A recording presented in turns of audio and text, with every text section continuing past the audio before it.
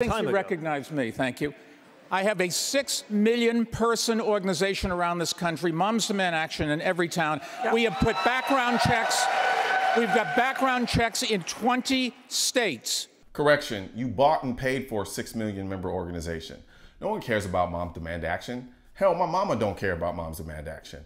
Moms Demand Action is an AstroTurf organization mainly comprised of bored housewives using Daddy Bloomberg's money to impose their anti-gun will on the American political system. It's nothing more than a gun control laundering scheme.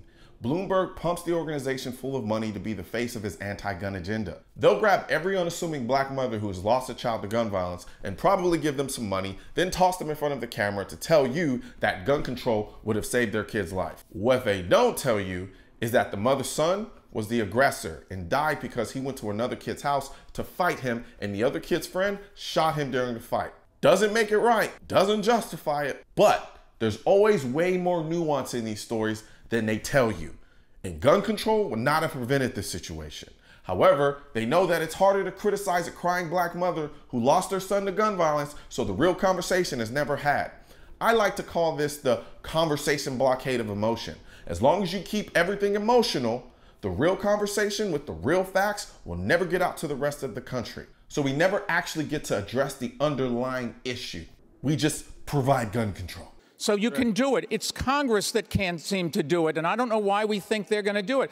The vice president voted for a death bill and supported the NRA, and certainly Senator Sanders has supported the NRA. But we can do this. We just got to stop talking about it. But the way we do it, the way we... You see right there? Bloomberg just told you his strategy. He can buy out politicians on the state and local levels, which is exactly what he's doing. He did it in Virginia, and he's currently trying to do it in places like Arizona, Texas, and Georgia. However, his money doesn't have as much effect on the federal level as it does on the state and local levels, which is why he's trying to run to be the president. He's attacking the Second Amendment on all sides, and he's using his money to do it.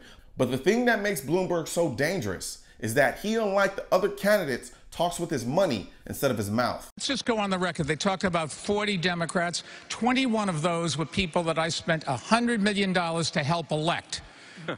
All of the new Democrats that came in, put Nancy Pelosi in charge, and gave the Congress the ability to control this president, I got them. I got them. I got them. I got them. A lot of the other candidates just talk about gun control and try to get things done when they're in power. Bloomberg is pumping so much money into our political system that it makes people do things they otherwise wouldn't do, like vote against our constitutional rights. Bloomberg is circumventing the system while the other candidates are trying to push their agenda within the system. He doesn't have to become the president to do this. Him becoming president would just be value added. Bloomberg is not about talking, he's about doing. You can tell by the way he responds. He's annoyed with having to talk about what he's gonna do. But we can do this. We just gotta stop talking about it. He just wants to do it by any means necessary. And this is what makes Bloomberg the most dangerous person on that stage. Right now, there's a culture war against the Second Amendment, which is why I need your help spreading our message to counter their message. You can do this by leaving a comment, sharing this video, and click the bell and subscribe button. Let my voice be your voice, and let them know you want to keep America tactical. Because the right to keep and bear arms shall not be infringed wasn't a suggestion, it was a directive. Also, if you're wondering where to get your I will not comply, I lost all of my guns in a boating accident, the AR-15 is protected by the Second Amendment, and your state-specific Keep America Tactical shirts, click the links in the description section of this video.